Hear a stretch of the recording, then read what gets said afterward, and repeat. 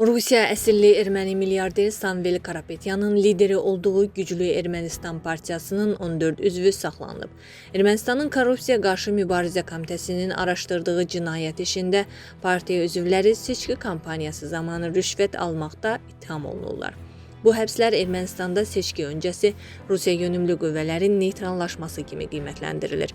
Aparılan sorğulara görə Güclü Ermənistan partiyası seçkidə hakim komandanın əsas rəqibi hesab olunur.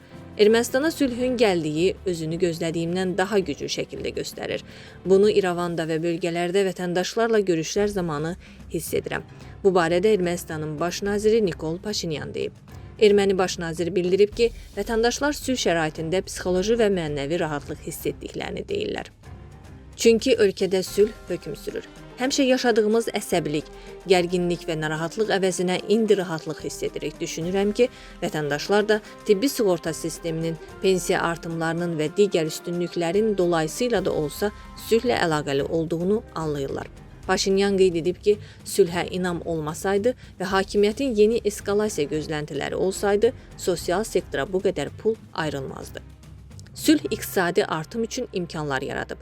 Vətəndaşlar sülhü gözlədiyimizdən daha güclü şəkildə hiss edirlər, o bildirib. Hraparak nəşri Ermənistan hökumətinin konstitusiyada ciddi dəyişikliklərə hazırlaşdığını paylaşıb.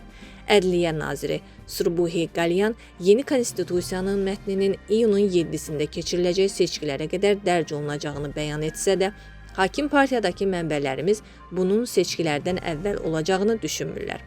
Məsələ təkcə baş nazir Nikol Paşinyanın açıq şəkildə bəyan etdiyi kimi müstəqillik bəyannaməsindən imtina etmək deyil, həm də bir sıra inanılmaz dəyişikliklər və redaktələrlə əlaqəlidir. Məlumata görə Paşinyan konstitusiyanı öz çərçivəsinə uyğun hazırlayır. Dünən o bəzi məqamları parlamentin tribunasında açıqlayıb dediyinə görə, məsələni cərrahi yolla həll etmək lazımdır. Ermənistanda xalqdan qaynaqlanan sistem olmalıdır. Bunun üçün də yeni konstitusiya zəruridir. Bu bəyanat göstərir ki, yeni konstitusiyada elə müddəalar olacaq ki, hər şey bir nəfərin əlində cəmlənəcək. Nəşr yazıb. Xatırladaq ki, Ermənistan konstitusiyasında istinad edilən müstəqillik bəyannaməsində Azərbaycan və Türkiyəyə qarşı ərazi iddiaları yer alır. Rəsmi Bakı yekun sülh sazişinin imzalanması üçün Ermənistan konstitusiyasında müvafiq düzəlişin olunmasını tələb edib.